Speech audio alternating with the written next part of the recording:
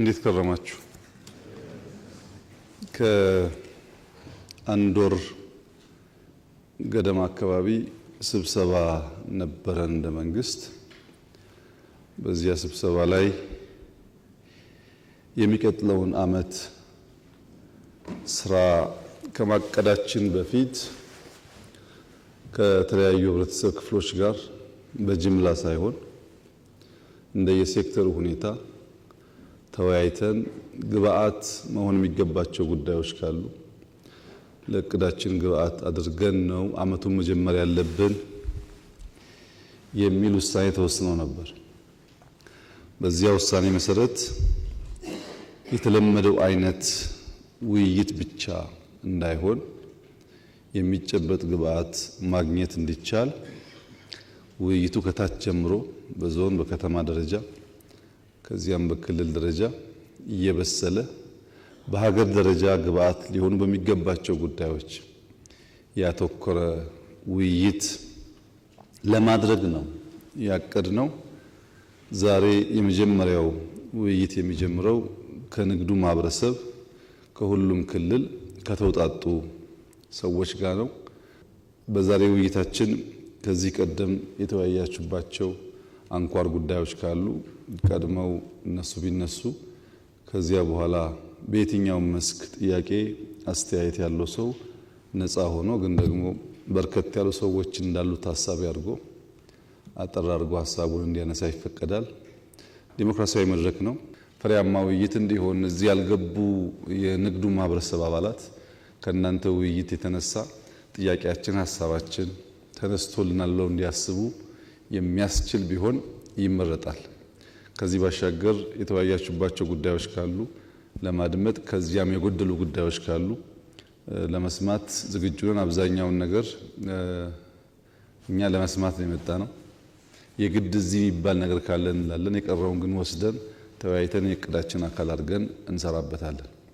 በዚሁ መንፈስ የሚነሳ ሀሳብ ካለ ከየትኛውም አንግል መድረኩ ክፍት ነው።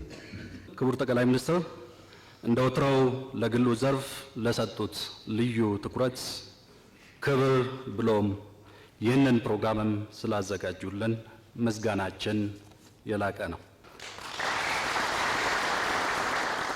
ወደ ጥያቄዎቼ ሳልገባ ባለፉት 3 ቀናት የንግድ ማህበረሰቡ ከሚመለከታቸው የሚኒስቴር መስሪያ ቤቶች እየተወያየና የንግዱ ዘርፍ ያለውን ተግዳሮቶች እና የመፍትሄ ሀሳቦች ላይ እየተወያየና አቅጣጫ እያስቀመጠ ነበረ። በትናንቱ ዕለት ደግሞ የተለያዩ የልማት ስራዎችን እየጎበኘን ነበረ። ስለዚህ ድንቅ የልማት ስራዎች ልናመሰግነዎት እንወዳለን። በኢትዮጵያ የስራ ባህል አብዮት መምጣቱንም በጣም አይተናል። ጧት ብርድ ሳይገድባቸው ቀን ፀሐይ ማታም እንደዚሁ በስራ ላይ መሆናቸውን አይተናልና የስራ ባህል አብዮት መምጣቱን በጣም አይተን አመሰግነውታል። በአጠቃላይ ግብር ከፋዩ የሚከፍለው ግብር ምን ላይ እንደዋለ ምን እየተሰራበት እንደሆነ የማሳወቅ የመንግስት ግዴታ ቢሆንም በጣም ከዛ በላይ ሂደን ብዙ ነገሮችን ያየናቸው ስለሆነ ለነኚህ በአጠቃላይ ልናመሰግነዎት እንወዳለን። በመቀጠል የንግዱ ማህበረሰብ በየደረጃው ተወያይቶ ለእርሶ እንዲቀርቡ ተስማምቶ የለያቸውን ጥያቄዎች በተለይ የንግዱን ዘርፍ የሚመለከቱ ጥያቄዎችን እንዳቀርብ ይፈቀድልኝ። ክቡር ጠቅላይ ሚኒስትር፣ በአንደኛነት እንዲነሱ የተወያየንባቸው ጥያቄዎች ህገወጥ ንግድን የሚመለከት ነው። በሀገራችን ህገወጥ ንግድ ህጋዊ ነጋዴዎችን ከስራ እንዲወጡ ጫና እያደረገባቸው ያለበት ሁኔታ በተለያዩ ቦታዎች ተመልክቷል። እነኚህ መንግስት ልዩ ትኩረት ተሰጥቶ ቢሰራበት የሚል ጥያቄ አለን። በሁለተኛ ደረጃ ነዳጅን የሚመለከት ጥያቄ ነው። ነዳጅን በተመለከተ የነዳጅ አቅርቦት እጥረት በተለይ ደግሞ በክፍለ ሀገር አካባቢ ነዳጅ ማታ ገብቶ ጧት አለቀ የሚባልበት ሁኔታዎች አሉ።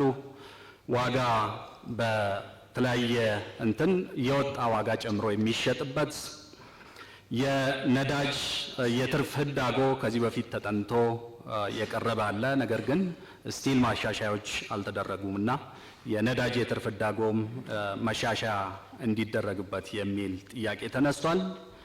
ሌላ ደግሞ በተለያዩ ቦታዎች ግንባታቸው ተጠናቀው ወደ ስራ ያልገቡ የነዳጅ ማደያ ቦታዎች ቶሎ ተጠናቀው ስራ ላይ እንዲገቡ ቢደረግ ኦፍ ኮርስ ተደርጓል። ነገር ግን ወደ ስራ እንዲገቡ አልተደረገም እና እነኚህን ጉዳዮች መንግስት ልዩ ትኩረት ሰጥቶ ቢሰራበት የሚል ሌላው ጥያቄ ነው። በሶስተኛ ደረጃ የንግድ ምክር ቤቶችን የሚመለከት ነው። ይሄ የኢትዮጵያ ንግድና ዘርፍ ማህበራት ምክር ቤት የሚመራበት የአዋጅ 341 2003 በፈረንጆች 1995 ጀምሮ ስራ ላይ የዋለ ነው። ይሄ አዋጅ በጣም ብዙ ክፍተቶች ያሉበት እንዲሻሻል ከ2009 ዓመተ ምህረት ጀምሮ እየተሰራበት ይገኛል።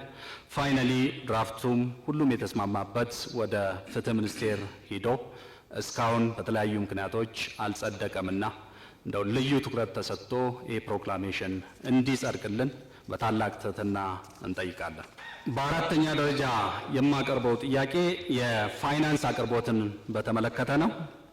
የመጀመሪያው የብሔራዊ ባንክ ያስቀመጠው ሊሚት ባንኮች በተለይ ቢዝነሱን ሰፖርት የሚያደርግ በቂ የፋይናንስ አቅርቦት እንደሌለ ተነስቷል። ስለዚህ ይህንን መንግስት ልዩ ትኩረት ሰጥቶ እንዲቀርፍልን፣ በተለይ ከክሎዚንግ ጋር ተያይዞ ደግሞ ከ28ኛው ቀን እስከ 31ኛው ቀን ባንኮች ገንዘብ እንዲወጣ አያደርጉም።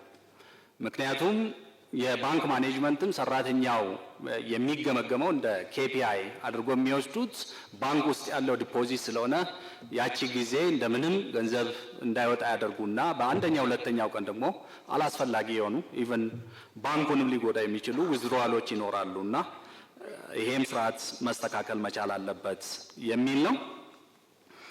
ሌላኛው የባንኮች የማበደር አድማሳቸው በተለይ ስኮፓቸው የተወሰኑ ኤሪያዎች ላይ ሊሚት ያደረገ ነው። ስለዚህ ስኮፓቸውን ወደ ታች አወርደው በተለይ ታችኛ ያለው ነጋዴ ኮላተራልም ስለማይኖረው ኮላተራል ማቅረብ የማይችሉ ነጋዴዎች በቂ ገንዘብ እያገኙ አይደሉም። በአምስተኛ ደረጃ ቢሮክራሲና መልካም አስተዳደርን የተመለከተ ጥያቄ ነው። እንግዲህ ዝቅ ብለውና የሙያ ስነ ምግባራቸውን አክብረው መንግስትና ሕዝብ የሰጣቸውን ኃላፊነት የሚወጡ በትክክል አገልጋይ የሆኑ በጣም ብዙ የመንግስት ሰራተኞችና የመንግስት የስራ ኃላፊዎች ቢኖሩ በጣም ጥቂቶቹ ደግሞ ይህንን ወደ ጎን በመተው እስከ ገንዘብ ቢሮ ውስጥ እስከ መቀበል ድረስ ይደርሳሉ የሚል ጥያቄ ተነስቷል።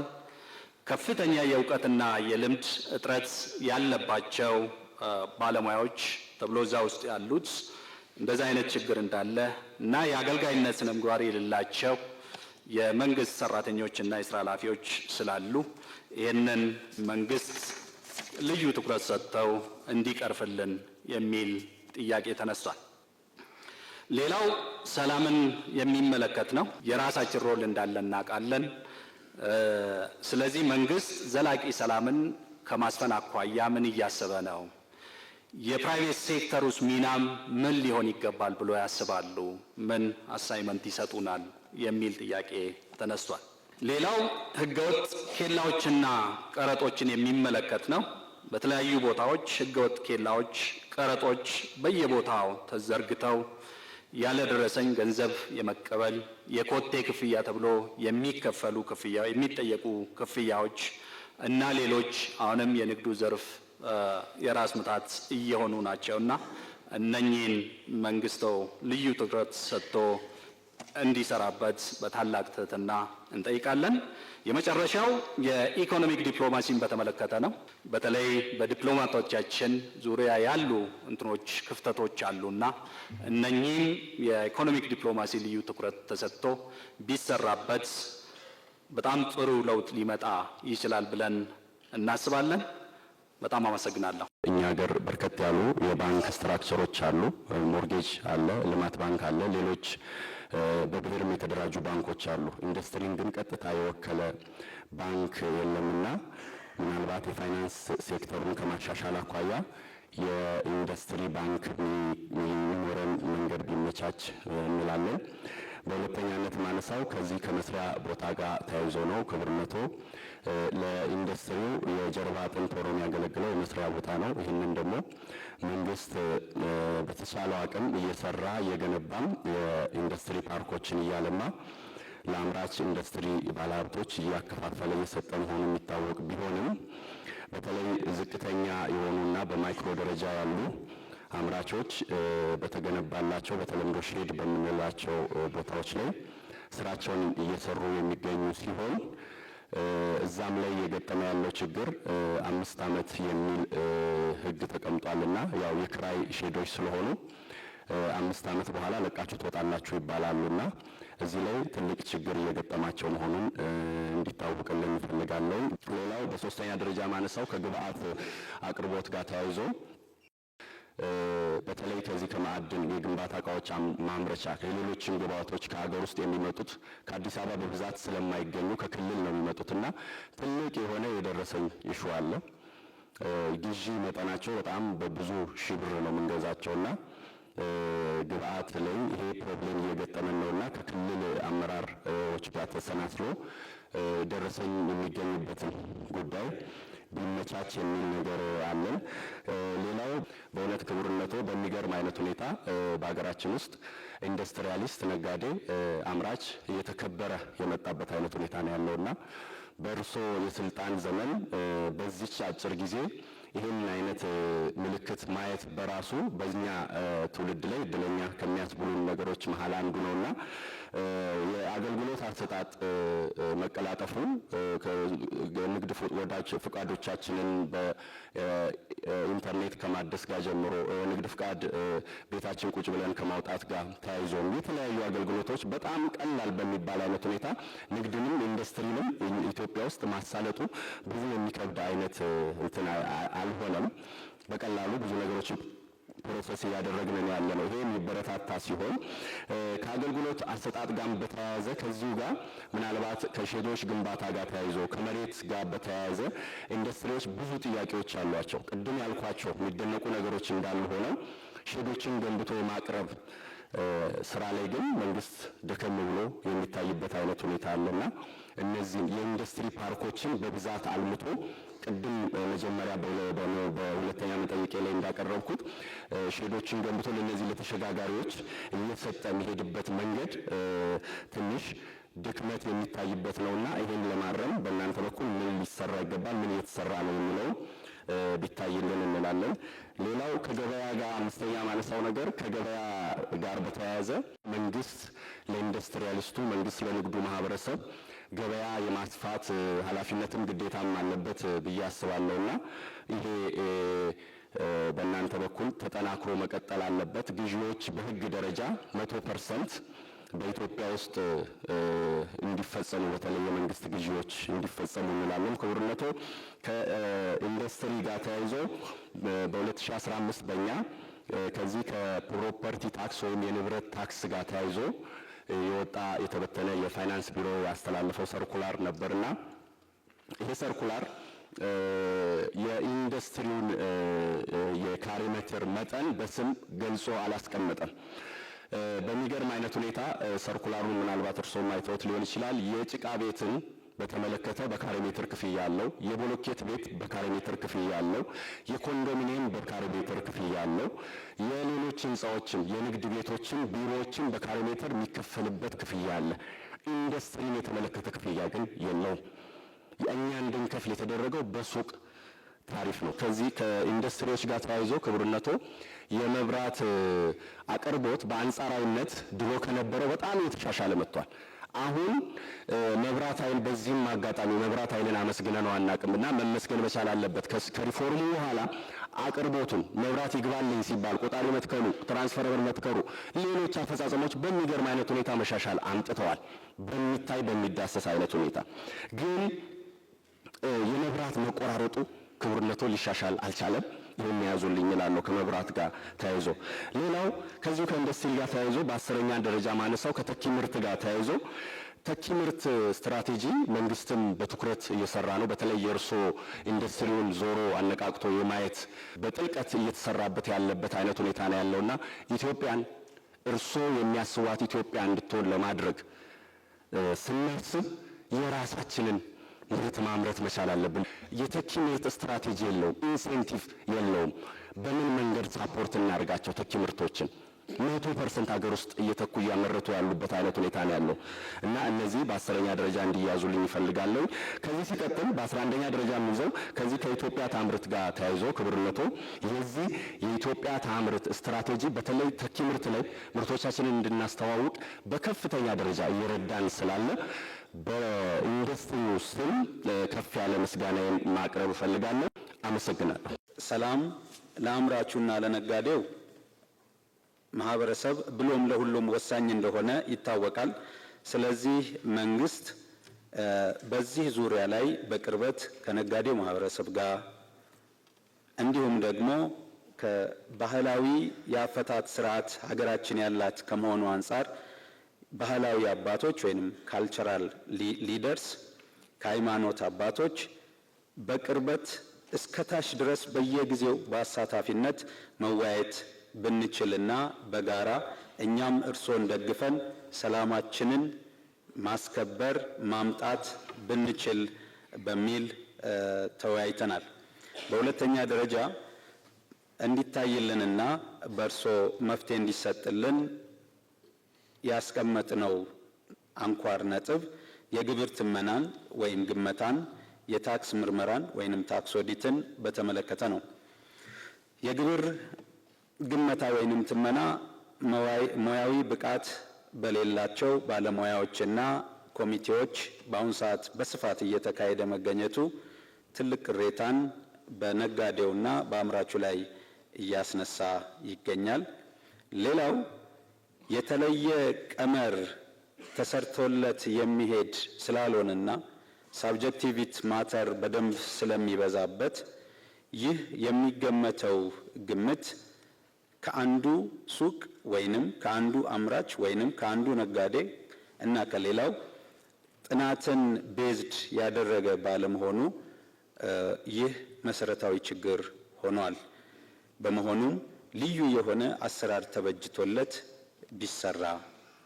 የታክስ ኦዲትን በተመለከተ የታክስ ኦዲት በአብዛኛው በሀገራችን ካሉ ባለሙያዎች ማነስ ምክንያት እና ከስራው ስፋት ምክንያት ይርጋ ሳይገባ ወይ በ5 ወይ በ6ኛው ዓመት መጨረሻ ላይ እንዲሰራ እየተደረገ በአሁኑ ሰዓት ይገኛል። ይህ በእንዲህ አይነት መደረጉ ደግሞ ነጋዴው በወቅቱ በፋይንዲንግ መክፈል የሚገባውን ግብር ባለመክፈሉ ወለድ እና የተለያዩ ታክሶች ተደማምረውበት እንዲከፍል እየተደረገ ይገኛል። ስለዚህ ይህ ብቃት ባላቸው ባለሙያዎች በተለይ በፌዴራል ደረጃ ያሉ ባለሙያዎች በጣም ብቃት ያላቸው ናቸውና እነሱ ለክልሎች፣ ለወረዳዎች፣ ለከተሞች ሙያቸውን እያካፈሉ የተሻለች ሀገር እኛም የተሻለ ግብር በተሻለ ዘዴ መክፈል እንድንችል ቢደረግ። በአምስተኛ ደረጃ የደረሰኝ ህትመትና አጠቃቀምን በተመለከተ ያነሳናቸው ነጥቦች ናቸው። የመጀመሪያው የገቢ ደረሰኝ በአሁኑ ሰዓት ይታተም ዘንድ የተሰጠው እንደ ሀገር ለብርሃንና ሰላም ማተሚያ ቤት ብቻ ነው። ይህ ደግሞ ከፍተኛ የሆነ ችግርና ውጥረት በግብር ከፋዩ ላይ ፈጥሮብናል። በሀገሪቱ መስፈርቱን ማሟላት የሚችሉ ማተሚያ ቤቶች እንዲኖሩ ቢደረግ ለነሱም ቢፈቀድላቸው። እዚሁ የደረሰኝ ህትመትና አጠቃቀምን በተመለከተ ደረሰኝ ከምንጩ የማይሰጡ ግብር ከፋዮች ላይም የማያዳግም እርምጃ ቢወሰድ። የዲጂታል ታክስን በተመለከተ ከግብርና ታክስ ስወራና ማጭበርበር ከብልሹ አሰራር የገቢ ስርዓታችን የጸዳ እንዲሆን በፌዴራል ደረጃ ተንጠልጥሎ ያለው የታክስ ዲጂታል አሰራር በሙሉ ሀገሪቷ በአጭር ጊዜ ውስጥ የገቢ ሰርቨር ተዘጋጅቶ ሁሉም በሙላት ማለት በምንችልበት ደረጃ ከሰው ንክኪ ወይንም ደግሞ ሰው ለሰው ፊት ለፊት ከመገናኘት ውጪ የኢታክስ፣ የኢፔይመንት፣ የኢፋይሊንግ እና የመሳሰሉት ሂደቶችም እስከታች ድረስ ቢዘረጉልን። ሰባተኛ የኑሮ ውድነቱ ሊያባብሱ ከሚችሉ ከመሰረታዊ ፍጆታዎች ከግብርና ምርቶች ለምሳሌ በሀገር ውስጥ ከሚመረቱ እንደነ መኮረኒ፣ ፓስታ፣ ብስኩቶች፣ የህፃናት ምግቦች እና ከመሳሰሉት የተጨማሪ እሴት ታክስ ወይንም ቫልዩ አድድ ታክስ፣ ተርኖቨር ታክስ ቢነሱ አልፎም ከጥሬ ግብዓታቸው ለምሳሌ ከነ ስንዴ ከመሰሉ ዊዝሆልዲንግ ታክስ ቢነሳ። አመሰግናለሁ። ከገቢዎች ጋር በተመለከተ የደረሰኝ አጠቃቀምን በተመለከተ የደረሰኝ አጠቃቀም ባህሉ አገር ውስጥ ስለሌለ ሸማቹም ደረሰኝ አይጠብቅም። አንዳንድ ደግሞ ደረሰኝ የማይሰርጡ ያሉበት ሁኔታ ነው ያለው። ነገር ግን የባህሉን ለማስተካከል ታክስ ወይም ደግሞ ታክስ ሪተርን አለበለዚያ ደግሞ በደረሰኝ ከተገዛ ምታስመልሰው ይኖራል ተብሎ ኢንካሬጅ ከተደረገ ታክስ የመጠየቅ ባህሉንም ዲቨሎፕ ማድረግ ይቻላል ብዬ አስባለሁኝ። በተለይ ኢሪሲትን በተመለከተ ኢኮመርስ ላይ ትልቅ አስተዋጽኦ አለው። የተጀመሩ ስራዎች አሉ፣ ግን ጅማሬው ደግሞ ወደ ስራ ሲገባ ኢኮመርስ ላይ ያሉትንም በፈርኒቸሩም በሌላውም ኢንዱስትሪ ላይ ጥሩ አስተዋጽኦ ያደርጋል ብዬ ነው የማስበውና የሪሲት የመጠቀም ባህላችንን በተወሰነ መልኩ ለውጥ ሊያመጣ ይችላል፣ ሪቮሉሽናላይዝ ሊያደርግ ይችላል ብዬ አስባለሁኝ። ሁለተኛው ኢትዮጵያ ኮንስትራክሽን ላይ ነች ያለችው። የኮሪደር ልማትም ሌሎችም ሁኔታዎች አሉ። የግንባታ ሂደቱ ላይ የፈርኒቸር አስተዋጽኦ ከፍተኛ ነው ብዬ ነው የማስበው። ምክንያቱም የሎካል ማኒፋክቸረርስ አገር ውስጥ ያለውን ተስፋ በማየት በጣም እየተበረታቱ የሄዱበት ሁኔታ ነው ያለው።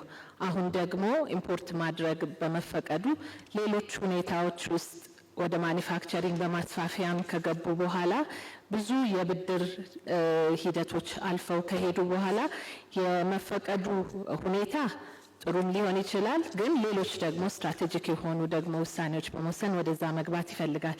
በሂደቱ ላይ ግን ታሪፍን በተመለከተ ኤችኤስ ኮድ ላይ ለአምራቾች የሚሰጠው ቤኔፊት በጣም አሻሚ የሆነ ነው። በተለይ ባለፉት ወራቶች ላይ የአባላቶቻችን በተለያዩ ሁኔታ የተጨማሪ አምራች ሆኖ ሳለ እንደ አስመጪነት ታሪፍ ጭማሪ እየተጠየቀበት ያለበት ሁኔታ ነው። ቤዚክ ካራክተሪስቲክስ ኦፍ አ ቼር አሁን ለምሳሌ ተብሎ ከተወሰደ የሚጎለው ነገር እንዳለ ታውቆ ሼፑን ስለያዘ ብቻ እንደ ኮምፕሊት እቃ ተደርጎ እየተቀረጠ ነው ያለው። ያ ደግሞ አምራቹ መልሶ ወደ ኢምፖርት ወደ ማድረግ ውስጥ እንዲገባ ይገፋፈዋል። ሶስተኛ የሰው ኃይልን ማሰልጠንን በተመለከተ ነው። ኢንዱስትሪና የኤጁኬሽናል ኢንስቲትዩሽኖች አብረው መስራት አለባቸው። ምክንያቱም የኤጁኬሽናል ኢንስቲትዩሽን እኛ በምንፈልገው መልኩ አሰልጥኖ ሊያወጣ አይችልም። ሁሉም የተለያየ ኒድ አለው። ግን በኢንተርንሺፕ ሊሆን ይችላል፣ አፓረንት ሊሆን ይችላል። በረጅም ጊዜ የ3 ወር እና 4 ወር ለውጥ ያመጣል ብዬ አላስብም። ግን ከዛም በላይ ከፍ ባለ ጊዜ 1 ዓመትም ሊሆን ይችላል ሰርተው እንደገና ወደ ትምህርት ደግሞ ሲሄዱ የስልጡን የሆነውን የስራ ባህልም ይዘው እንዲሄዱ ይረዳቸዋል። እኛ የታክስ መስሪያ ቤት ቪዥናችን በታማኝነት በቅንነት በታማኝነት የሚከፍል ግብሩን አውቆ የሚከፍል ዜጋ ማፍራት ነው ቪዥናችን። ግን የገቢ እቅድ ይሄ አይደለም። አሁን እቅዱ ግን ሌላ ነው። እቅዱ በየአመቱ ስናይ የቅጣት ሁኔታዎችን እየጨመረ ነው መሄደው። ሰውን መቀየር ሂደት ውስጥ አልገባም መስሪያ ቤቱ። ለምሳሌ ሪሲት ያልሰጠ ግብር ከፋይ 50 ሺህ ብር ይቀጣ የነበረው 100 ገባ። መውረድ ነበረበት እንደውም ህዝቡን በማሳመን። የኛ ህዝብ ባይዘው አንድ ነገር ምንድነው ግብር ስንጠየቅ እንነጫነጫለን። ግን እንዲህ መድረክ ስጦታ ስንጠየቅ ደግሞ በደንብ እንሰጣለን። ግብር የማንከፍለውን ገንዘብ ስጦታ ላይ ለምንድን ነው ፋስት ምን ሆነው? መስሪያ ቤቱ ላይ የሚገባው ምንድነው ግብር ከፋዩን የመቀየር የመለወጥ የማሳመን እንዲቆረቆር የማድረግ ስራ ነው ሊሰራ የሚገባው። በቅጣት ብቻ ማሳመን አይደለም። ትምህርት ሚኒስቴር ያወጣቸው ሪፎርሞች በጣም ለለውጥ የሚረዱ መሆናቸው ይታወቃል። በጣም ጥሩ ሪፎርሞች አሉ። በተለይ የትምህርት አንጓችን ከመዋለ ሕጻናት ጀምሮ በተጠናከረ ሁኔታ እንዲሄድ በተለይ በክልሎችም በአዲስ አበባ የተጀመረው ነገር በጣም ትልቅ ነገር ነው። እዚህ ውስጥ ግን ፕራይቬት ሴክተሩ በተለይ ከአጸደ ሕጻናት እስከ 12ኛ ክፍል ያለው የበለጠ የሚበረታታበት ሁኔታ ነው መኖር ያለበት። የተለየ ነገር ማንሳት የምፈልገው ስለ ሌማት ትሩፋታችን ነው። የሌማት ትሩፋት የእርስዎ ኢኒሼቲቭ እንደሆነ እናውቃለን።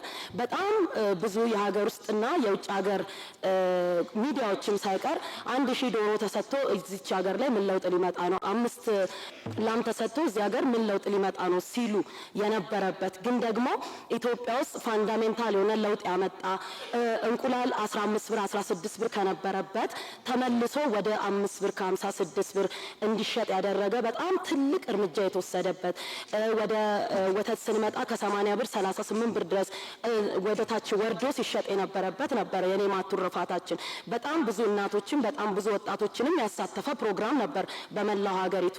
ግን አምና በዚህ ሰዓት የተከበረው ፓርላማችን ከቀረበለት ሰነድ አንዱ የመኖ አምራቾች ላይ ቫት እንዲከፍሉ ወይም ተጨማሪ ታክስ እንዲከፍሉ የቀረበ አዋጅ ነበረ። የአዋጅ ሙሉ ለሙሉ ጸድቆ ወደ ስራ ከመገባቱ በፊት ነጋሪት ጋዜጣ ላይ ከመታተሙ በፊት 3500 ብር የነበረ መኖ 7400 ብር ገባ። ኢሚዲየትሊ ማለት ነው። በጣም ብዙ አምራቾች አፎርድ ማድረግ አቃታቸው፣ መኖ መግዛት አቃታቸው። እዚህ ከተማ ውስጥ ይሰሩ የነበረ ዶሮቻቸው ይሸጡ፣ ብዙ ነገሮችን አደረጉ ማለት ነው። ከዚህ ከገበያ ማረጋጋት ጋር ተያይዞ ከፍተኛ ምርት እናስገባለን። ከቢሾፍቱ አካባቢ የምናመርተው እዛ ነው። በዶሮና በአትክልትና ፍራፍሬን የተሰማራ ነው። ወደዚህ ከአዲስ አበባ ከተማ ጋር ከ11ዱም ክፍለ ከተማ ጋር ትስስር አለን። በዛ መሰረት ብዙ አትክልቶችን ወደዚህ ከተማ እናስገባለን። አሁን ትልቁ ችግር የሆነው ይህንን ምርት ይዘን ደግሞ ወደ አዲስ አበባ ከተማ ስንመጣ የመንገድ ማናጅመንት ደግሞ በቱሉ ዲምቱ አካባቢ ያቆሙናል። የያዝነው ምርቶች የሚበላሹ ምርቶች ናቸው። አንዳንዶቹ ወተት፣ አንዳንዶቹ ሽንኩርት፣ የተለያዩ ቲማቲሞች ፈጣን ለህብረተሰቡ እኛ ገበያ ማረጋጋት ላይ ስለምንሰራ የተለያዩ የገበያ ማዕከላቶች የተገነቡ አሉ። እዛ ላይ ነው ይዘን ሄደን ለህዝቡ የምናከፋፍለው እና እዛ ሄደን ለማድረስ ሰዓት ቢፈቀድልን አትክልት ስለሆነ የያዝነው ሰዓቶቹ ቢሻሻሉልን። ትናንት በተለይ ባየነው ነገር በጣም አድናቆቴን መግለጽ እወዳለሁ። እንደ ፕራይቬት ሴክተር ደግሞ በጣም ራሳችንን የፈተሽንበት ያየንበት የሰዎችን ሰርቨንት ሊደርሺፕ ምን እንደሆነ ያየንበት አመራሮች ሌት ተቀን ደከመን ሰለቸን ሳይሉ ቢሰሩ ሊያመጡ የሚችሉትን ለውጥ ያየንበት ራሳችንን ደግሞ እንዴት አድርገን ወደዛ መግባት እንዳለብን ድርጅቶቻችን እንዴት መምራት እንዳለብን የገመገብንበት ጊዜ ነበርና ይሄን በሱ አመራር ስለሆነ ማመስገን እወዳለሁ። ፋይናንስን በተመለከተ እንደሚታወቀው መንግስት የማኒፋክቸሪንግ ሴክተር በጣም አጽንኦ ሰጥቶ እያጠናከረ ነው ያለው። ነገር ግን ባንኮቻችን በዛው አላይን አይደሉም። እንደሚታወቀው ባንኮች አብዛኞቹ ለትርፍ ነው የሚሰሩት። ስለዚህ የማኒፋክቸር ሴክተር ደግሞ ወዲያ ብር የሚያመጣ ስላልሆነ ለነሱ አፕታይት በቂ አይደለም። ስለዚህ ብዙ ጊዜ ችግር አለ። ስለዚህ በአስገዳጅነት የተወሰነ ፐርሰንት ተግባራዊ በሆነ መልኩ የግድ ለማኒፋክቸሪንግ ሴክተሩ እንዲያበድሩ እና ማኒፋክቸሪንግ ሴክተሩን እንዲያጠናክሩ መንግስት ቢያደርግ ትልቅ ለውጥ ይመጣል ብዬ አምናለሁ። የኢንዱስትሪ ሚኒስቴር ወይም ደግሞ በክልል ላይ የሚገኙ የኢንቨስትመንት ጽህፈት ቤቶች ማሳለጡ እንደተጠበቀ ሆኖ መሬት ማስተላለፉ የራይት ኦፍ ኢሹን ማስከበሩ እንደተጠበቀ ሆኖ ኢንዱስትሪዎቹ በምን ደረጃ እንዳሉ የሚገመግምበትና የሚከታተልበት ስርዓት ቢኖር ችግራቸውን በቀጥታ በልዩ ሁኔታ ትሪት የሚደረጉበት የፋይናንስና የኢንፍራስትራክቸር ጉዳይ የሚታይበት ቢኖር እላለሁ። የሚመሰገኑ ጥራቱ የጠበቀ ምርት የሚያመርቱ ፋብሪካዎች አሉ። በዛ ልክ ደግሞ የሌሎች ፋብሪካዎች ስም የሚያበላሹ በተለይ የኮንስትራክሽን ዘርፉ ላይ እዛ አካባቢ ስለሆነ የምሰራው ብረት የሚያመርቱት ፌሮ ብረት ከደረጃው በታች የወረደ ብረት ይመረታል። ስለዚህ እዛ አካባቢ ላይ በደንብ ተደርጎ ጥራት ምክንያቱም ምንገነባት ኢትዮጵያ ምናስባት ኢትዮጵያ ለረጅም ጊዜ የምትገነባ ስለሆነ እነዚህ ከኮንስትራክሽን ምርቶችም ከሌሎች ምርቶችም ጋር የምርት ጥራት ቁጥጥር ላይ በደንብ ሊታይ ይገባል የሚል ነገር አለ። ከነዳጅ ጋር ተያይዞ ባለው ነዳጅ ውድነት ባለሀብቶች ማለትም እነዚህ አሽከርካሪ ባለቤቶች በአሁኑ ሰዓት ከአዲስ አበባ አሶሳ ከተማ ድረስ ከ30 እና ከ40 ብር የነበረውን የአንድ ኩንታል ዋጋ ዛሬ በ1000 ብር ጭነት ነው ዋጋ ነው አሶሳ ከተማ እየገባ ያለው። ነጋዴው ደግሞ ይሄንን ያወጣውን ወጪ በየመንገዱ ደግሞ የሚሰጡ የእጅ መንሻዎች ተዳምረው በዋጋ ላይ በሸቀጥ ዕቃዎች በፍጆታ ዕቃዎች ላይ ዋጋ የተጨመረ ማህበረሰቡ እየተጎዳ ያለበት ሁኔታ አለ። በትክክለኛው መንገድ ያወጣውን ወጪ ሂሳብ አድርጎ የሚሰራ አለ። እቺን አጋጣሚ ደግሞ ተጠቅሞ ደግሞ የዋጋ ጫናን የሚፈጥሩ ኃይሎች ይኖራሉና ይሄን በጋራ ልንታገላቸው ይገባል። ዛሬ ለመጠየቅ የምፈልገው ምንድነው እንደሚታወቀው የባህል ምግቦቻችን በዓለም በጣም ተወዳጅ ናቸው።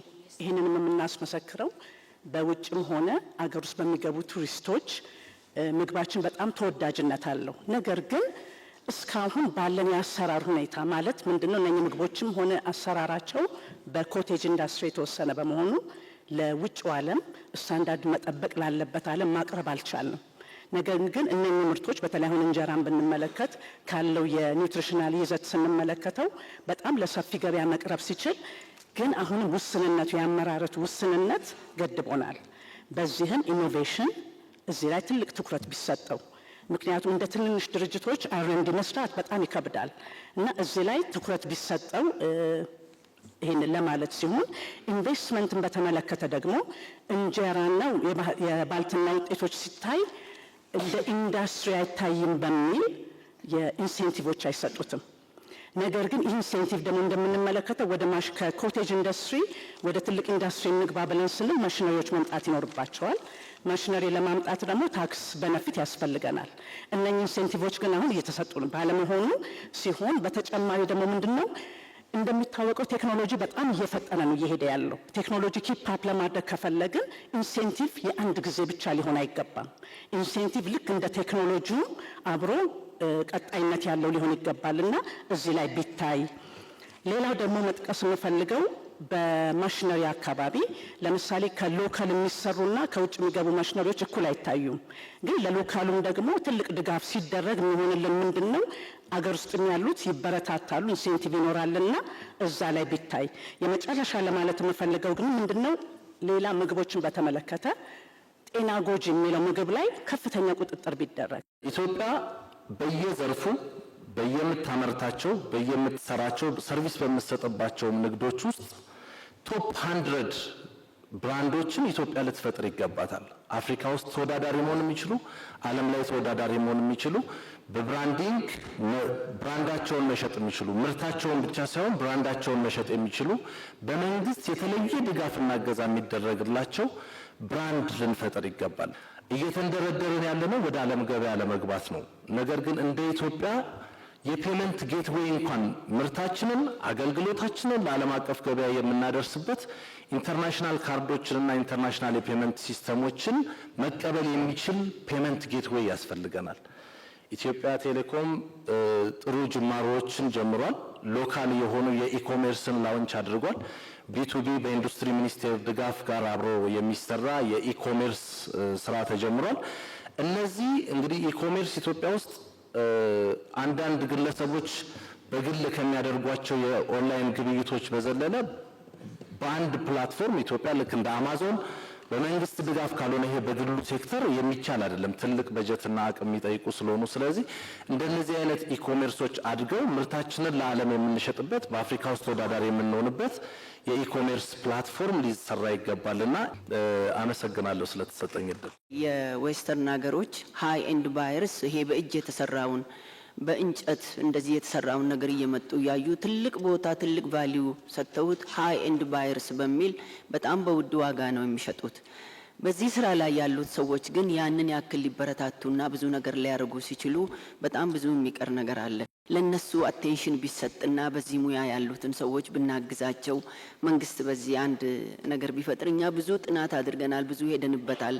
ከዚህ ጋር ተጋግዘን ብንቀይርና ስራውን ብናሰፋው ብዙ ዲማንድ አለው። በተቋማት መካከል ያለው መተባበር መናበብ በጣም ይሹ ነውና አንዳንድ ጊዜ በአንድ መስሪያ ቤት የተለያዩ ዲስኮች በፍጹም የማይተዋወቁ ይሆናሉ። እኔ የንግድ ዋስትና ካለኝ ኢንዱስትሪ ሚኒስቴር ሊያቀኝ ብዙ መልፋት የለበትም። ገቢዎች ሊያቀኝ ብዙ መልፋት የለበትም። በቅርብ ጊዜ አንድ ምሳሌ ኤርፖርት ፐሪሼብል አይተም ለመጫን ተሄዶ አንድ ጓደኛዬ ነው 8,000 ብር አልከፈልክም ተብሎ የ300 ምናምን ሺህ ብር እቃ በስብሶበታል ያለ መናበብ ችግር። እሱን ትኩረት ቢሰጠው አመሰግናለሁ። 2250 የሚሆኑ ባለጋራዦችን ወክዬ ስለሆነ እዚህ ጋር የምገኘው ምንድነው የማነሳው ያልታየ ዘርፍ ያልተደገፈ ዘርፍ እዚህ ቦታ ላይ ሁላችንም ስንመጣ ያለ መኪና የመጣ ሰው የለም። በግሉ መኪና፣ በመንግስት መኪና፣ በድርጅት መኪና በሙሉ ያለ መኪና የሚንቀሳቀስ ሰው የለም። ንብረቶች የሚተላለፉት እህሎች የሚመጡት ሁሉም በመኪና ነው። ግን አልታየም፣ ዘርፉ አልተደገፈም። አንድም ቀን እኔ ለ20 ዓመት ብያለሁ ስመላለስ 100 ካሬ ሜትር የተሰጠው ሰው የለም። የሥራ ቦታ የለንም፣ ተቸግረናል። ከሃይማኖት ተቋማት ተከራይተን ከሃይማኖት ተቋማት ውል እያለን ውላችንን ጥሰው ክራይ ይጨምሩብናል። ምክንያቱም እኛ ያለማነውን ቦታ እኔ ስራ እንትኖች የምናገራቸው ለይቅርታ የምጠይቀው የምናገራቸው ነገሮች ከመናቅና ከመግፋት እንዳይታሰብብኝ የመኪና ሻጮች በለማ ቦታ ላይ መጥተው መቆም ስለሚችሉ እንደኛ አይነት ጥያቄ ስለማያነሱ ሊያባረሩን ይችላሉ። ክራዩን ባንጨምር ማለት ነው። መንግስት ምንም አይነት ልማት እዛ ቦታ ላይ ለማልማት ደንብ አስከባሪዎች ያግዱናል። ሰርተን የምናድርበት እድል ሳይሆን በጣም አስፈላጊ የጀርባ አጥንት ያገሪቱ ሆኖ ሳለ ግን ያልተደገፈ በምንም መልኩ በብቃት መረጋገጫ እየታሰርን የኖርንበት በአግባቡ እኛ እየሰራን በህገ ወጥ መንገድ የሚሰሩ ሰራተኞች የሚደገፉበት ይሄ ዘርፍ ያልታየበት ችግራችን ሰፊ ነው። የመስሪያ ቦታ ከቀረጥ ነጻ የዘመኑ ማሽኖችን ብናመጣ ይጣላብናል። እንደ ሀገራችን ይጣላባታል እንዴ? እንኳን እኛ ሶስተኛው ዓለም ላይ ሆነን እና አሜሪካ እየጠገኑ ነው የሚኖሩት። እኛ መጠገንን ካልደገፍ ነው እንዴት ልንሆን እንችላለን? እዚህ ሀገር ላይ ክቡር ጠቅላይ ሚኒስትር አምራች የሚባል መኪና የሚሸጥ ሰው የለም። ገጣጣሚ ነው ያለው። ልጅና የእንጀራ ልጅ ተደርገን አምራችና አገልግሎት ሰጪ ተብለን መኪና እየተነዳ የመጣው መኪና ቦዲ የሚያስሩር ሰዎች አምራች ተብለው 10,000 15,000 ካሬ ይሰጣቸዋል። እኛ ግን ቶታል ሎስ ተብሎ የተጣለውን የሀገር ኢኮኖሚ ደግፈን የምንሰራው አገልግሎት ሰጪ ተብለን ታግደናል። እንግዲህ ቡና ከተሰራ ምን ያህል ትንሽ ከፍርሶ ሲያደርጉለት እና እስከ ስብራቱ ቀና እንዲል ሲያደርጉለት ያለውን አይተዋል። ያንን የአደረጃጀት ጥያቄ ጠይቀን ነበር። የአደረጃጀት ጥያቄ ሚኒስትር ይሁን ሚኒስትር ሲሆን ሰልፍ አይዝም እኮ ቀጥታ ከእርሱ ጋር ይገናኛል። አሁን ግብርና ውስጥ ሰልፍ ይዞ ነው ያለው። የስንዴው የበቆሎው የምናምን ነው እንዴ? ተራ ሳይጠብቅ እርሶ ነው ያገኝ ነው። አሁን ቡና ያኔ አርሶ አደሩም መንግስትም ሁላችንም ተጠቃሚ በድርሻ ያለን እንሆናለን ብዬ ነው የማስበው። እኛ ጥያቄዎችን ለመንግስት ብቻ ማሽጎርጎር ሳይሆን መንግስት ከንግዱ ህብረተሰብ ምን ይፈልጋል፣ ንግዱ ህብረተሰብስ ከመንግስት ምን ይጠብቃል የሚለው መሰረታዊ ጉዳይ መታየት ያለበት ይመስለኛል። ስለዚህ አሁን ሰኔ ነው ያለነው። ቀጣይ ከሐምሌ 1 ጀምሮ እስከ ጥቅምት 30 ግብር የምንከፍልበት ወቅት ነው። ቅድም በመግቢያው ላይ ሲናገሩ ከመግባቶት ጀምሮ በአንክሮ ከታተል ነበር። ቀጣይ እቅድ አለ። እቅድ በበጀት ይመራል። በጀታችን በትሪሊየን ብር ነው። ስለዚህ ይህ የአገሪቱ የጀርባ አጥንት የሆነው ንግድ ህብረተሰብ ከታክስና ግብር ከፋዮች የአንበሳውን ድርሻ የሚወስድ ነው። በመሆኑም እኛ ይችን አገር እንድታድግ እንፈልጋለን የምንል ሁሉ ስለ አውሮፓ ስለ ሌላው እድገት ስናወራ ስንደሰኩር የምንገኝ እኔ በበኩሌ ከምገኝ ይቺ አገር ኢትዮጵያ እንደ አውሮፓ እንድትሆንና እንድትሰለጥ እንድታድግ ስለመመኝ ሁላችንም እቅዱ ስኬታማ እንዲሆን ግብራችንን በታማኝነት ከሌቦች በጸዳ መልኩ በወቅቱና በጊዜው ከፍለን የቀጣይ 2018 ዓመተ ምህረት እቅድ ተግባራዊ እንዲሆን ከግብ እንዲደርስ ቃል ገብተን የምንወጣበት ጭምር እንዲሆን እፈልጋለሁ።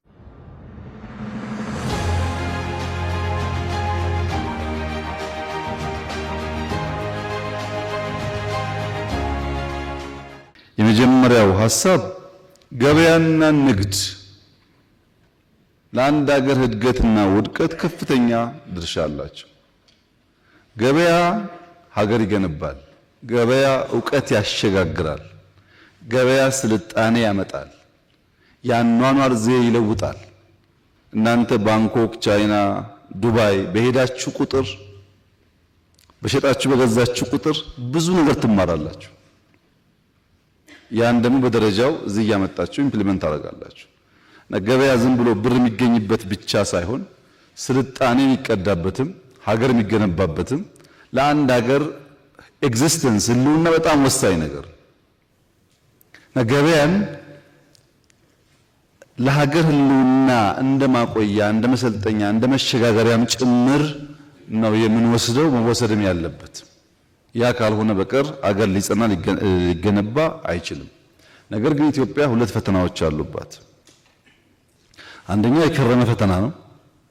ሁለተኛ ደግሞ አዲስ ፈተና ነው። መንግስታት አሮጌውን ብቻ ቢጠግኑ፣ የትናንትናውን ችግር ብቻ ቢፈቱ ነገ ደግሞ ስለሚያመልጥ ተመልሰው ትውልድ የተጠገነ ትናንትና ግን ያልተሰራ ነገ ስለሚረከብ መከራው ይቀጥላል። የኛን ተጨባጭ ሁኔታ ያለፈ ስብራቶችና አዳዲስ ቻሌንጆች ያሉብን ያለፈው መጠገንና የመጪውን መሽቀዳደም የሚጠይቅ ዘመን እንደሆነ ጥቅል ግንዛቤ መያዝ ይጠቅማል። ምንም እንኳ መከራችን የትናንትና የነገ ቢሆንም እኛ ደግሞ ጥሎብን የዕለት ዕለቱን ብቻ ነው፣ ፍታፍታዋን ብቻ ነው፣ የውስጥ ጉዳዮቻችን ብቻ እንጂ ወጣ ብለን ሰብሰብ ብለን በዋና ዋና ዘላቂና ሀገራዊ ጉዳዮች የመምከር ባህሪ የለም። ሁሉ ጉዳዮች አይታችሁ ከሆነ የዛሬ ብቻ ነው። ነገን ታሳቢ ያደረጉ ምክክሮች ስለማናደርግ ብዙ ጅምሮቻችን መልካም ስራም ቢሆኑ እንቅፋታቸው የበዛ ነው። ይሄ ነጋዴውም በኢንዱስትሪ የምትሉትም በግብርና የሚባለውም በሁሉም መስክ የሚያጋጥም ችግር። እናንተ ቢያንስ ዓለምን ለማየት እድል ስላላችሁ በንጽጽርም ለመማር ለመንቃት እድል ስላላችሁ የዕለቱን ብቻ እያየን ከሄድን ነገ እንዳያመልጠን ማስተማር ማስረዳት ከመንግስት ባልተናነሰ የእናንተም ድርሻ እንደሆነ ግምት እንድታስገቡ ነው። እኛ 5 ዋና ዋና ችግሮች አሉብን። አንደኛው ችግር የወረስነው ድህነትና ድህነት ለመውረስ የተዘጋጀው ትውልድ ነው። የወረስነው ችግር ነው፣ ድህነት ነው። የለም ይብቃ ደግሞ ካልነው ያን ለመውረስ የተሰናዳ ኃይል አለ። በጣም ብዙ ማስረጃዎች፣ ምሳሌዎች ማቅረብ እችላለሁ። ለምሳሌ እዚህ ካሳንቺስ የፈረሰበት ዋነኛው ምክንያት ለእናንተ ግልጽ እንዲሆንላችሁ እናቶች በምታውቁት መንገድ ቡና እየጠጡ በ5-10 ሜትር ውስጥ በቅርብ ርቀት እያዩት የሚጸዳዳ ሰው ያለበት ሰፈር ነው። እዚህ ቡና ይጠጣል፣ እዚህ ጋር ደግሞ ሰዎች ይጸዳዳሉ። እነዚህ ሰዎች ህይወታቸው ካልተቀየረኛ ምን እናደርጋለን? እዚህ ሰው ቡና እየጠጣ አጠገቡ የሚጸዳዳበት ቦታ ላይ የሚደረግ ለውጥ ወይ ዘር ወይ ሃይማኖት ወይ ጾታ ታርጋው ብዙ ነው። ምን ችግር አለው? ሰው ህይወቱ ከዘመነና ከተቀየረ ቢሄድስ? ሲኤምሲ የዛሬ 20 ዓመት ነበረ አልነበረም እኮ የዛሬ 20 ዓመት። አሁን የተገነባው አይደለም። ማን የገነባው? ሰው ወዶና ፈቅዶ። ከየት ወጥቶ? ከካሳንቺስ፣ ከፒያሳ፣ ከሜክሲኮ። ምን ሲሆን ላይፉ ሻል ሲል አሮጌውን ጥሎ ወደ አዲስ ሰፈር እየሄደ ምንም ችግር የለውም። ዋናው ነገር ልጆች ማስተማር ይችላሉ ወይ? መብራት አላቸው ወይ? ኢንፍራስትራክቸር አላቸው ወይ? ከነበራቸው ህይወት ይሻላል ወይ ብለን ማሰብ ነው ያለብን እንጂ ስራ በተጀመረ ቁጥር ስሙ ብዙ ነው እና ድህነት ወርሰን ለማውረስ ያለን ፍላጎትና መሻት አንለውም በአፋችን፣ ግን በተግባር ያለው እንቅስቃሴ አንዱ ችግር ነው። ሁለተኛው ችግር መዋቅራዊ ችግር ነው። ኢንስቲቱሽናል ችግር ነው፣ ስትራክቸራል ችግር ነው። ተቋም የለም። ያለውም ተቋም እንዳነሳችሁት ጠዋት የሰጠውን ሰርቪስ አይደግሞም ከሰዓት። ያንን ፊክስ ማድረግ አለብን። ለምሳሌ ሲቪል ሰርቪስ ብዙ አንስታችኋል። ሲቪል ሰርቪስ እኮ ሪፎርም እናርግ እንቀይር ብለን ስትራቴጂ አወጥተን አሰልጥነን ስራ ስንጀምር ገና እኮ ነው 1 ወር ሳይሞላው በዘር በሃይማኖት በምናምን ስም ሰራተኛውን ሊያባርሩት ነው የሚል ዘመቻ የተፈጠረው። ካልነካካ ነው አይቀየርም፣ መነካካት አለበት። ለመነካካት ደግሞ የሚደፍር ብቻ ሳይሆን የሚፈቅድ ማንነት ደግሞ የለም። እንዲሁ በምኞት አይቀየርም፣ መንካት ይፈልጋል። ስትራክቸራል ችግራችንን ማየት አለብን። ሶስተኛው አመለካከት ነው። አመለካከት ከአራሹ ይልቅ ተኳሹን የሚያወድስ፣ ከአራሹ ከሰራተኛው ይልቅ አጥፊውን የሚያወድስ አመለካከት አክሮስ ዘ ካንትሪ ያለ አቲቲዩድ ነው። ጀግና ማለት ጠዋትና ማታ ሰርቶ ልጆቹን የሚያስተምር አይደለም። ጀግና ማለት ክላሽ አንግቶ የሚሳደብ ነው። ጀግና ሰራተኛ ነው። ያ አመለካከት ግን የለም። ለዚህ ነጋዴው እንደ ሌባ እንደ ስራ ፈጣሪ ሳይሆን እንደ አጉዳይ የተወሰደበት ዋናው ምክንያት ማወደስ የምንፈልገው ተኳሹን ስለሆነ። አራተኛው የስልት ምርት ችግር ነው። እርሻን ከኛ ቀድሞ የጀመረ የለም፣ ግን አሁንም እዛው ነው። በኢንዱስትሪ የሚመጣ ሂውመን ካፒታል ማምረት የሚመጣ ስልት ምርታችን ችግር አለበት። እንዴት ፕሮዳክቲቭ መሆን አለብን የሚል ጉዳይ ማሰብ መስራት ይጠይቃል። አምስተኛው የማገልገል ችግር ነው፣ ሰርቪስ። እኔ ይገርመኛል፣ ሰሞኑን ስናገር ነበር። ሰው ተነስቶ እንደፈለገ ሲናገር የት አገልግለህ ነበር ብሎ የመጠየቅ ባህሪ የሌለው ህዝብ ነው ይሄ። አሜሪካን ሀገር ራሱ ካላገለገለ ልጄ ወታደር ነበር፣ እህቴ ወታደር ነበረች እያለ ይመካል። አዘ ፋሚሊ ሰርቭ አድርገናል ብሎ መሪ እንኳን ሲወዳደር አባቴ አርበኛ ነበር፣ ወንድሜ እንደዚህ ነበር ይላል። እዚህ ሀገር አንድ ቀን አገልግሎ የማያውቅ ሰው ሁሉ እንደፈለገ ስራ ምን ችግር እንዳለበት የማያውቁ ሰዎች ናቸው ስለ ስራ የሚናገሩት። ስራ መከራው እንደምታውቁት ያን አያውቁም። የሌላው ሰው ቁጭ ብሎ ቢናገር ምንም ችግር የለውም። ያ አመለካከት እስካልተፈታ ጊዜ ድረስ የምናስባቸው በርካታ ጉዳዮች እንዳሻነው ላይፈቱ ይችላሉ። እነዚህን መሰረታዊ ጉዳዮች ከተገነዘብን ችግሮቻችንን ከተረዳን በኋላ ዛሬ ከተነሱት አንዳንዶቹን መልሼ አንዳንዶቹን እንዳላችሁት ተወያይተን የእቅዳችን አካል እናደርጋለን። ብዙዎቹ ይፈታሉ። የመጀመሪያው ቡና ሚኒስትሪ ይሁን ላሉት በየቀኑ በእያንዳንዱ ቀን ማታ ማታ የቡና ኤክስፖርት ቀጥታ ሪፖርት እቀበላለሁ። በየቀኑ ለምሳሌ ዛሬ የዚህ ወር ዛሬ ጠዋት የነበረው 55.3 ሺህ ቶን የወጣው በዚህ ወር ቡና ያገኘነው ገቢ የዚህ ወር 375 ሚሊዮን ዶላር ነው። ዋነኛ ስራዬ ነው። በየቀኑ ሚኒስትርም ሆነ ኮሚሽንም ሆነ ኤጀንሲም ሆነ እስከሰራው ድረስ ትርጉም የለውም። ነገር ግን ወርቅ የግንቦት ወር ብቻ 419 ሚሊዮን ያገኘ ነው። ቡና 375 ነው። ስለዚህ መጀመሪያ ሚኒስትር መሆን ያለበት የወርቅ ሚኒስትር ነው ማለት ነው። በዛ ከሆነ ግን ሁለቱም መሆን የለባቸውም። ሁለቱም ፕራይቬት ነው መሆን ያለባቸው። የኛ ሄዴክ መሆን የለባቸውም። እና አደረጃጀት ወሳኝ ነው፣ ያስፈልጋል። ግን ዋናው ትኩረት ሰጥተን ካልመራነው ውጤት ሊመጣ ስለማይችል የመረጃ ችግር የቅርበትና የሊደርሺፕ ችግር እንዳለ አታስቡ። በጣም በቅርበት ነው የምንመራው። ለዛ ውጤት የመጣው በአዋጁ ብቻ ላይ የመጣው በቅርበት ስለተመራ ነው። ህገወጥነት ከዚህ ጋር ተያይዞ የተነሳው ኢትዮጵያ ውስጥ ህገወጥነት፣ አታሎ መውሰድ፣ አታሎ መጎዳት አይደለም፣ አታሎ መቀማት ነጋዴው ሀብታሙም ይሁን ባለስልጣኑም ይሁን ተራ ሰራተኛውም ይሁን የሆነች ነገር ማለፍ ማታለል ብልጠት አድርጎ ነው የሚወስደው። በዚያ ምክንያት ብዙ ህገ ወጥነት አለ። ኮንትሮባንዱ ቁጥር ስፍር የለውም።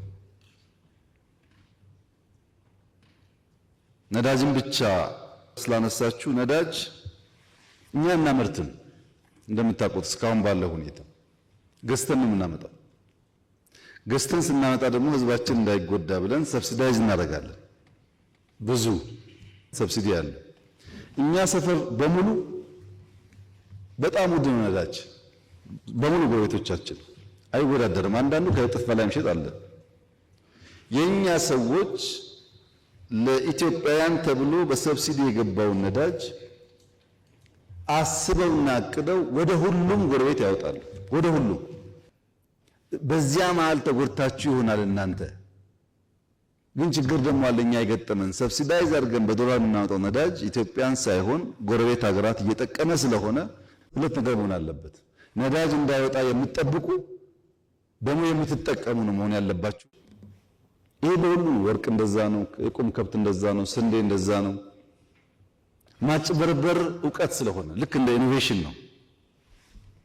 የጋራ ህልም የጋራ ራዕይ የሌለው ሀገር እንደዚያ ነው። ባጭሩ ነዳጅ ንግድ ሚኒስቴር ኮምፕሌንቱን ሰምቷል። ሰሌክቲቭሊ የእኛን ስጋት በሚቀንስ መንገድ ይፈተዋል የሚል እምነት አለኝ። እኔም ፎሎ አደርጋለሁ። አዋጅ በሚመለከት የንግድ ምክር ቤትም በኋላ ደግሞ ከሴቶች ጋር የተነሳውን እሱ እናያለን፣ አይተን ምላሽ እንሰጣለን። የፋይናንስ አቅርቦት በሚመለከት ሁለት ነገር ባላንስ ቢደረግ፣ በአንድ በኩል በለውጡ ማግስት እኛ ስንመጣ 80-75% ገደማ የባንክ ብድር የሚበደረው መንግስት ነው። እናንተ አልነበራችሁ። ይሄ እውነት ነው። ቦንድ ነበር፣ ታውቃላችሁ። 27% ቦንድ ነበር። ብድር ለፕራይቬት ሴክተር አይሰጥም። አሁን ቢያንስ 80-85% ብድር ለፕራይቬት ሴክተር ይሰጣል። ይሄ ጥያቄ የለውም፣ መንግስት ስለቀነሰ ብድሩ ማለት ነው። ያም ሆኖ እናንተ እያደጋችሁ ስለሆነ ፍላጎታችሁም ስራችሁም እየሰፋ ስለሆነ የሚቀርበው ገንዘብ ግን በቂ አይደለም። እኔ ተዳፈርክ ባትሉኝ እዚህ ካላችሁ ሰዎች ባለፉት 7 ዓመታት ሀብቱ ቢያንስ አንድ እጥፍ ያላደገ ሰው 10 ሰው ያለ አይመስለኝም። ሁሉም ሰው እየጨመረ ነው። ግን ሲፈጥረን ኮምፕሌን ማድረግ ነው። የእያንዳንዳችሁ እናትና አባት የእናንተን ኑሮ አልኖሩም። ለእናንተ ብዙ ነገር ቀሏቸዋል። በእርግጥ ሰርታችሁ ነው፣ ደክማችሁ ነው። እናንተ አመስጋኝ ስትሆኑ እንሰራለን ለራሳችንም ለትውልድም ለሀገርም ስትሉ፣ ሌላውም እናንተን ሲከተል ነበር በጣም መልካም የሚሆን። በየሴክተሩ ግን ሰው በመልካም ቃል የሰራውን ስራ ለማመስገን ፍላጎት የለውም። ብዙ ጥያቄዎች የተሞላ ነው። ለምን ካመሰገነ ስራ ጥሩ ነው ካለ ገበያ ጥሩ ነው ካለ ገቢ ጨምርብኛል ስለሚያስብ በቃ የምናያቸው መልካም ነገሮች እያደነቅን የጎደለ እየሞላን ለመሄድ ያልፈለግነው ለምንድን ነው ብለን መመርመር ያስፈልጋልና ፋይናንስ በሚመለከት የምናስተካክለው ለኢንዱስትሪ ስንት ፐርሰንት ለግብርና የሚለውን ተወያይተንበታል። አሁንም ችግር ያለ ይመስለኛል፣ እናያለን እሱ መልሰን። ባንኮች ግን በሚመለከት እዚህ ያለ ሰው ቢያንስ 50% ቢያንስ 50% የባንክ ባለቤት ናቸው። የእናንተ ባንክ ምን እያደረገ ነው? ከእናንተ ውስጥ የባንክ ሼር አይ ዶንት ኖ ቁጥራችሁን አላውቅም። ቢያንስ ግን 20% እዚህ ያለ ሰው የባንክ ሼር አለበት። ባንክ ኦነር እናንተ ናችሁ። ባንኮች ማስተካከል ያለባችሁ እናንተ ናችሁ። አራጣ አበዳሪ አትሁኑ፣ ብላክ ማርኬት ነጋዴ አትሁኑ ብላችሁ ማድረቅ ያለባችሁ እናንተ ናችሁ። ባንኮች መፈተሽ አለባቸው። ለዚህ የከፈትነው ባንክ ስርዓቱ ዘግተን ስላላዋጣ እንዲወዳደር የከፈትነው ለዛ ነው። እስካሁንም ባሰብነው ልክ አልተከፈተም፣ እንሰራበታለን። ፋይናንስን በሚመለከት አንዱ ለሴክተር ለኢንዱስትሪ ለግብርና እያል እናጠናለን። ሁለተኛ ደግሞ በውድድር የተሻለ ሰርቪስ እንዲሰጡ ለማድረግ እንሞክራለን። ማገልገል ላይ ችግር አለ፣ በየወረዳው ችግር አለ፣ አመራር ችግር አለ። ምን ጥርጥር የለውም። በጣም ብዙ ሰው ስለሆነ ያለው እኛ ውስጥ ቶሎ ብሎም ሀብታም ለመሆን የገባ ብዙ ሰው አለ። ሳይችል በሆነ መንገድ የገባ ሰው አለ እና ሲወጣ እንዳያችሁት ጠላት ነው የሚሆነው። ነበርኩ አውቃቸዋለሁ፣ አብሬያቸው እንደዚህ ናቸው እያለ ይቀጥፋል። የታሰረ የሚሆን የሸሸ እንደደገፈ ነው። አትችልም ዞር በል ሲባል ነው ሌላ ከለር የሚያወጣው እንጂ ባለበት ሰዓት ምን ሰምቼ አላውቅም። ከማንም ሰው ወጥቶ ቢናገር ቢከራከር ቢያጥላላ ችግር የለውም። ግን የማገልገል ችግር አለብን። እንኳን ለማገልገል ለምንድነው ማታ ማታ ስራ የምታየው? ይህ እኮ የጠቅላይ ሚኒስትር ባህሪ አይደለም የሚል እኮ ብዙ መካሪ ነው ያለው።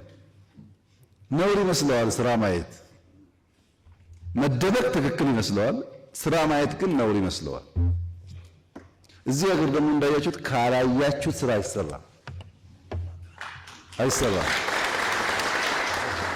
ስታዩ ስትከታተሉ ነው ስራ የሚሰራውና ማገልገል ችግር አለብን። ሁሉም ጋር ያለ በሽታ ነው። እኛ እንደ መፍትሄ ያመጣነው አውቶሜሽን ነው። መሶብ አብዛኛው ሚኒስትሪ እየገባ ነው ወደ ኦቶሜሽን። አሁን ሁሉም ክልሎች ለምሳሌ አርባ ምንጭ፣ ሐዋሳ፣ ብዙዎች ዋና ዋና ከተሞች ባህር ዳር፣ ጎንደር፣ ጅማ እየጀመሩ ነው፣ እየተዘጋጁ ነው ያሉት። እንደተባለው አብዛኛውን ሰርቪስ ቨርቹዋል እናደርገዋለን። ሌብነት ይቀንሳል፣ ኤፊሽንሲ ይጨምራል። በዚያ መንገድ ነው የፒቲ ኮራፕሽን ለመቀነስ እየሞከርን ያለ ነው። ጠያቂ ሁለት ነገር አንስተዋል እዚህ አካባቢ ያነሱት። አንደኛ በፍጥነት ኦቶሜሽን በሀገር ደረጃ ቢሰራ አሉና እዛው ላይ ያሉ በዚህ ጉዳይ ደግሞ ታክስ ቢቀንስ አሉ። እንደሱ አይሰራም። ብር ከሌለ አይሰራም። ህንፃ ይፈልጋል፣ ኮምፒውተር ይፈልጋል፣ ማሰልጠን ይፈልጋል። በእናንተ ብር ነው የሚሰራው። በአንድ በኩል መሰብሰብ አለብን፣ ግን ሳንሰርቅ ስራ ላይ መዋል አለበት ያ ነገር። እንዲያ ከሆነ ነው የዘመነ ነገር መፍጠር የሚቻለው።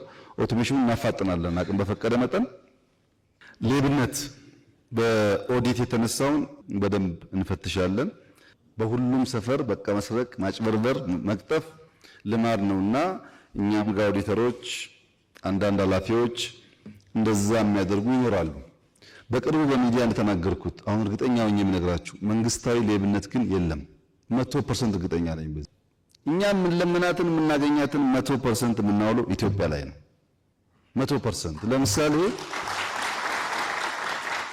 ለምሳሌ እዚህ እኮ አዋሬ የተቀየረበት መንገድ በቂ ማስረጃ እኮ ነው። በቂ ማስረጃ ነው። የግል ገንዘቤ ነው መጻፌ ሰራው ሸጥኩ። እንደማንኛውም ነጋዴ እንደናንተ የሚከፈል ታክስ ካለ ከፍላለሁ። የቀረቡ ለልጆቼ መቆየት ያለበት ግን እኔ ማምነው ያን መጽሐፍ እናንተ የገዛችሁት እኔ እዚህ ስለሆንኩ ነው እንጂ ጡረታ በወጣ አጠራጠራለሁ እንደዛ መግዛታችሁ። ያን ስለማቅ የገዙት ወንበሩን ነው መልሶ መሄድ አለበት በሚል ሂሳብ ነው እንጂ የራሴ ስራ ነው። ይሄ ሁሉ ሰው በሺህ የሚቆጠር ሰው 3000 ገደማ ሰው ነው በፋሚሊ ደረጃ ቤት ያገኘው በነፃ።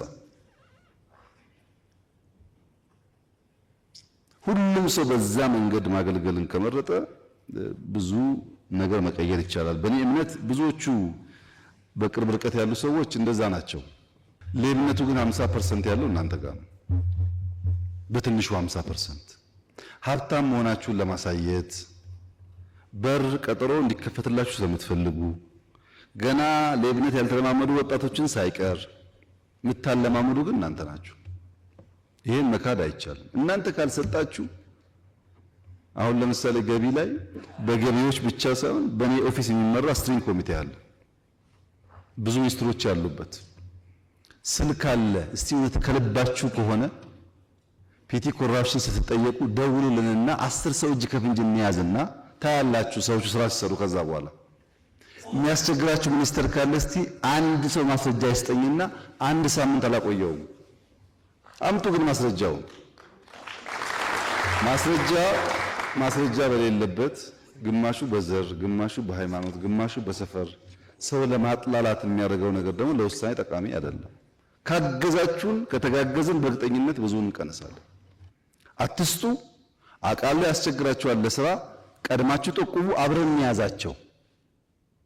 10 ሰው ከያዝ እየፈራ ይሄዳል ማለት ነው። ጥንቃቄ የጨመረ ይሄዳል። እናንተ ሳትጠቁሙ እየሰጣችሁ እያመቻቻችሁ እኛን ደግሞ ሌቦቹን ለዩ ካላችሁ ብቻችን አንችልም።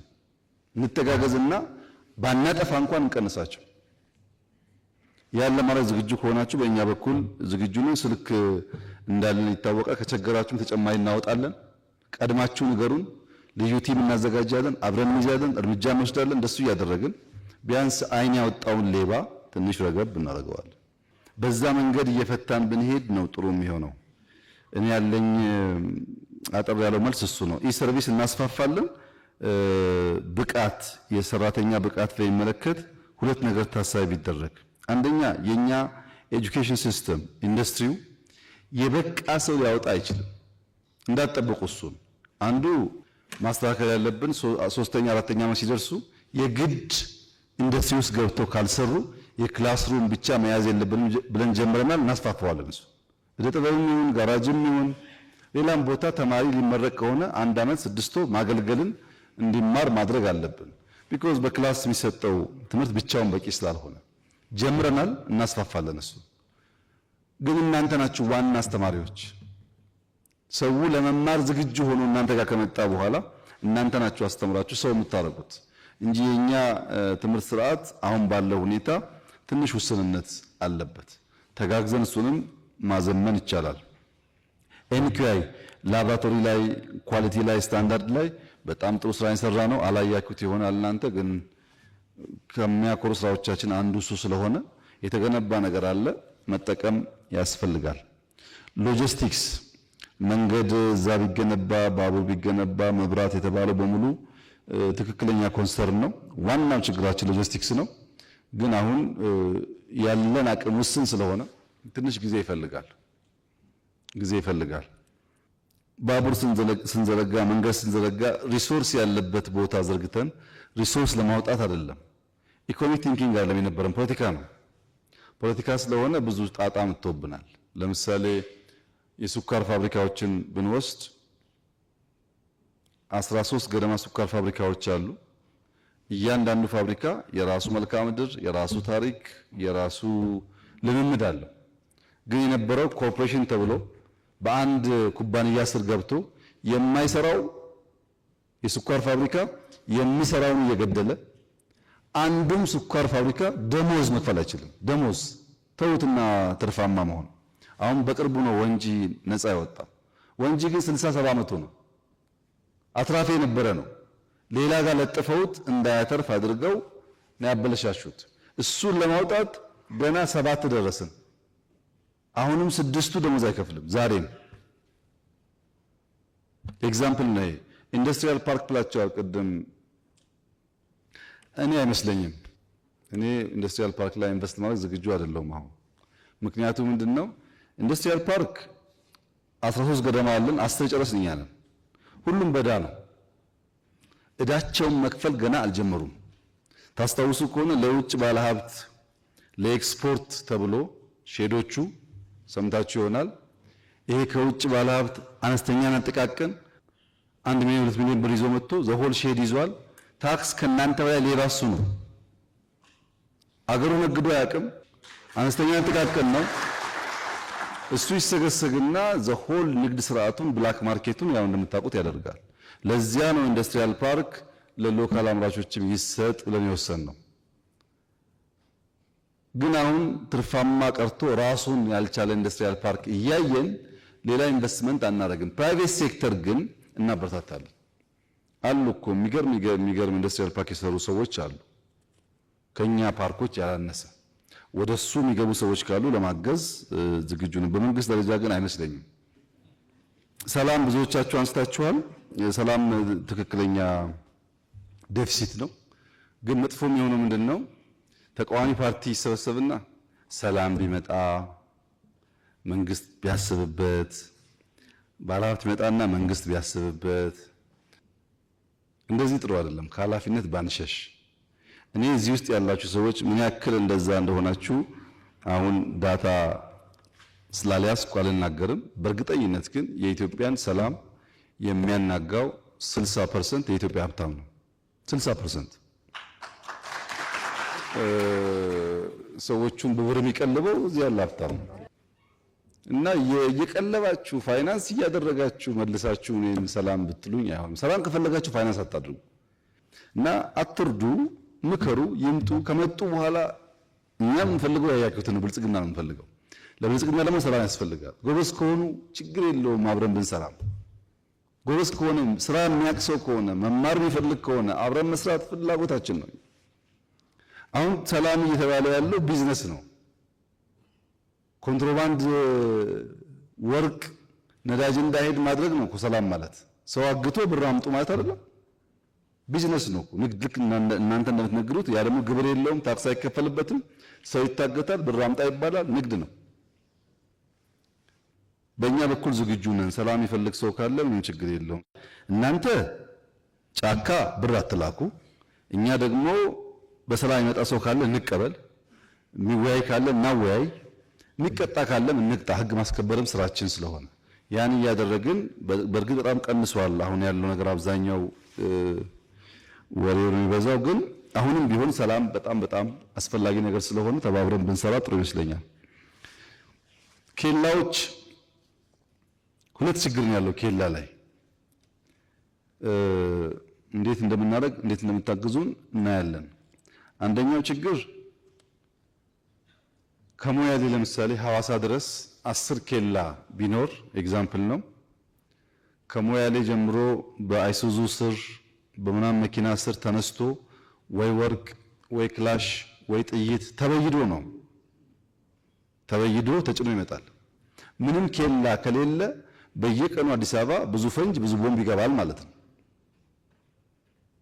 ለእናንተ ኢዚ ይሆናል፣ ግን ሰው ይቀጥፋል። እንደዚህ አይነት ኮንትሮባንድና መሳሪያ ደግሞ እንዳይዘዋወር ኬላ ሲባል የሚቀመጠው ሰውዬ የኮቴ የምናምን እያለ ያስከፍላል። ክፍያ የሌለበት ግን ፍተሻ የሚደረግበትን መንገድ እንዴት እናመቻች የሚለውን አብረን እንሰራለን። ከትምህርት ስርዓት ጋር ተያይዞ ተነሳው እንፈትሸዋለን። ችግሮች ይኖራሉ። ፈትሸን የሚስተካከል ጉዳይ ካለ እናስተካክላለን። በደንብ ኖት አድርጌያለሁ። ከሴክተሩ ጋር እንወያይና ለማሻሻል እንሞክራለን። ዲፕሎማሲው ብራንዲንግ በሚመለከት እንደሚቀረን ገብቶን ተወያይተንበታል፣ ስልጠናም ሰጥተናል። ዘሆል ዲፕሎማሲያችን ኢኮኖሚ ተኮር እንዲሆን ተግባብተናል። የማንም ዲፕሎማት ዋነኛ ስራ ገበያ ማፈላለግ ነው። ዋነኛ ስራው እናንተን አስተባብሮ ኢንቨስት እንድታደርጉ። ለምሳሌ ኬንያ ያለው ሰውዬ ኢትዮጵያውያን በዚህ ሴክተር ኢንቨስት ቢያደርጉ ያዋጣቸዋል ካለ እናንተን አግዘን ማስገባት ነው ወደዛ። እና ችግሩ እውነት ነው፣ ተወያይተናል፣ ሰልጥነንበታል። ተቋሙን እያሻሻልን ስንሄድ ይፈታል። የክራይ ሼድ አምራች እና አስመጪ መካከል ያለውን ብዙ ችግር ስላለብን ጊዜ ስጡን እንየው በደንብ። ለምሳሌ 5 ዓመት ያላችሁት 5 ዓመት ካልሆነ ሰዎች ይወጣሉ ወይ? ከዛ እንደዛ የተመቸው ሰው ያድጋል ወይ? እንዴት አድርገን ነው ግራጁዌት እንዲያደርግ የምናደርገው የሚለውን ጉዳይ እናያለን። በተለይ እህት ያነሳችው የሚገጣጠም የሚጠግንም የሚለያይ አሰራር ያለን እናያለን፣ እንፈትሻለን። ግብአት አቅርቦት ጋር ተያይዞ በሁሉም ኢንዱስትሪ መኖን ጨምሮ የቫልዩ ቼን የማሳሰር ችግር ስላለብን አንዳንዱ ምርት እዚሁ እያለ እኛ ከውጭ ስለምናስገባ መኖ ለምሳሌ እኛ ኤክስፖርተር መሆን ሲገባን የመኖ ችግር ሊነሳ አይገባውም። ማምረት እንችላለን። መኖ የሁሉንም እንዴት እንደሚፈታ እናያለን። ከሌማት ጋር እህት ያነሳሽውን እንዴት ሰምቼዋለሁ፣ ኮምፕሌንቱን እናያለን። አይተን መፍትሄ እናበጃለን። በእኛ በኩል አንዳንድ ህጎች ሲወጡ አንደኛውን በር ይዘጋሉ፣ ሌላ ደግሞ ችግር ይፈጥራሉ። እየተማርን እሱን ደግሞ ኢንሃንስ እያደረግን እንሄዳለን። ጨርሰን የምናውቀው ነገር ስላልሆነ እየተማርን ነው የሚቀየረው ነገር። የሀገር ውስጥ መጠቀም ይሄ ባልሰለጠነ ዓለም በጣም ከባድ ይመስለኛል። ምክንያቱም አሁን እዚህ ያለ ሰው ከለበሰው ሱፍ ስንት ሰው ነው የሀገር ውስጥ የለበስከው ቢባል አላቅም ስንቱ ደፍሮ ከሀገር ውስጥ እንደሚል። እዚህ የሚሰራ ነገር ሁሉም ይረባ አይመስለንም። እዚህ ያለ ችግር ነው። የሆነ ሆኖ ግን ሱፉም እዚህ ይመረታል። በጣም በርካታ ምርቶች አሉ። በአዋጅ አይደለም ሁላችን ካኪ እንልበስ አንልም። አሁን ዘመን ተቀይሯል። ግን ኮንሺየስሊ የሀገር ምርት መጠቀም በጣም አስፈላጊ ነገር ነው። በመዝጋት ሳይሆን ኮንሽስ ሆነን የሀገር ምርት ብንጠቀም አንዱ የአንዱን እየገዛ ገበያ ቢያሳልጥ ያዋጣል። እናስተምራለን፣ እኛ እንጠቀማለን። እንደዛ እያልን በሂደት እየተፈታ መሄድ ይመስለኛል። ከፕሮፐርቲ ታክስ ጋር የኢንዱስትሪው ይታያሉትንም እናያለን። ሳናቅ ስተን ከሆነ እናያለን። ታክስ መከፈል አለበት፣ ምን ጥያቄ የለውም። ግን ኢንዱስትሪን ከሱቆች ጋር አድርገን ከሆነ ፈትሸን እናስተካክላለን። አብዛኛውን ግን ሚኒስትሮች ኖት ስለወሰዱ እናያለን። አንድ በአንድ ባላችሁት ልክ ነው ጉዳዩ ወይስ የተደበቀ ነገር በውስጡ ችግር አለበት የሚለውን ፈትሸን መልሰን በየሴክተራችሁ ኢንፎርም እናደርጋችኋለን። አብዛኛው የእቅዳችን ግብአት ይሆናል። አንዳንድ የማይፈቱ ጉዳዮች ካሉ ያልተመቸ ነገር አለ ማለት ነው። እንደዛ አስባችሁ ኔክስት እንወያይ ደግመን ልናነሳው እንችላለን። አብዛኛው ግን የፈለግናችሁም የምናወያያችሁም ለእቅድ ግብአት ነው። ምንድነው ያሉ ኮንሰርኖች እንስማቸው ብለን ስለሆነ አብዛኛው ነገር የእቅዳችን አካል ሆኖ የሚታይ ይሆናል። ከሞላ ጎደል በኖቱ መሰረት እኛ ተወያይተን የምንፈታውን ለመፍታት ጥረት እናደርጋለን። እኔ ያለኝ ሜሴጅ የመጨረሻው የጋራ ራዕይ ይኑረን። እናንተም አርበኞች ናችሁ፣ እኔም አርበኛ ነኝ። እኔም ለግሌ ብቻ አልሰራም፣ እናንተም ለግላችሁ ብቻ አትሰሩም። ሁላችንም ተባብረን ለጋራ ጉዳይ ከቆም ሀገር ያተርፋል፣ እኛ እናተርፋለን፣ ትውልድ ያተርፋል። ያተረፈ ትውልድ ደግሞ ይሸጋገራል። በጋራ ብናስብ ጥሩ ነው። ሁለተኛው ሀገራችሁን ብታቁ፣ ኢትዮጵያን ጠንቀቃችሁ ብታቁ እድልና ፈተናዋን ለማወቅ ጸጋና ዕዳዋን ለማወቅ ያግዛችኋል። በውስጡ ያለው አውቀን እንድንቆጭ አብረን እንድንሰራ እንድንተጋገዝ ስለሚያደርግ ሀገራችሁን ለማወቅ ፈተናዋን ለማወቅ ችግሮቿን ለማወቅ ዕዳዋን ለማወቅ ብትጥሩ ጥሩ ነው። እንደዛ ካደረግን ለጠላት አንገዛም። ለረጅም ጊዜ ለውጥ አንዳንዴ የሚመር መድኃኒትን መዋጥ ግዴታ ነው። ለመፈወስ ሲባል ቢመረንም እንውጣለን፣ ያኑጠን እንፈወሳለን። ኢዚ በሆነ መንገድ ቼንጅ ከየትም አይመጣም። ካልደከምክ፣ ካልተሰቃየህ፣ ካልሰራህ እንዲሁ ለውጥ አይመጣም። ያን አስበን አንዳንድ ያለውን መንገራገጭ በዛ መንፈስ እንድታዩት። አብዛኛው ሀሳቦቻችሁ በጣም ጠቃሚዎች ናቸው። አንዳንዱ የሰራንበት ያለን ጉዳይ ነው። ለምሳሌ ቱሪዝም የተባለው በደንብ የተሰራበት ያለ ጉዳይ ነው። አንዳንዱ እየሰራን ያጎደልናቸው ጉዳዮች እንዳሉ ገብቶኛል። አንዳንዱ ደግሞ አቴንሽን ያልተሰጣቸው ሴክተሮች ይኖራሉ። እነሱ ሁሉ ፈትሸን አቅም በፈቀደ መጠን መልስ እንሰጥበትና በሚቀጥለው ጊዜ ደግሞ ፈጣሪ ፈቅዶ ስንገናኝ ልክ እንደ ቡናው መልስ አገኘን እንደምትሉ ተስፋ አደርጋለሁ። ስለመጣችሁ እጅግ አድርጌ አመሰግናለሁ።